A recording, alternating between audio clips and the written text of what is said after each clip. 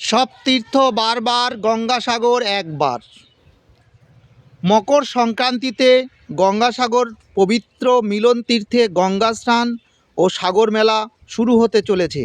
এটি ভারতবর্ষের অন্যতম বৃহত্তম মেলা। কথায় আছে, বিশ্বাসে মিলায়ে বস্তু। তাই এই বিশ্বাসকে আঁকড়ে ধরে বহু বছর ধরে পুণ্য লাভের আশায় লক্ষ লক্ষ তীর্থযাত্রী দেশের বিভিন্ন প্রান্ত থেকে এই গঙ্গাসাগর মেলায় মিলিত হন। এটি গঙ্গা নদী ও বঙ্গোপসাগরের মিলিত স্থান।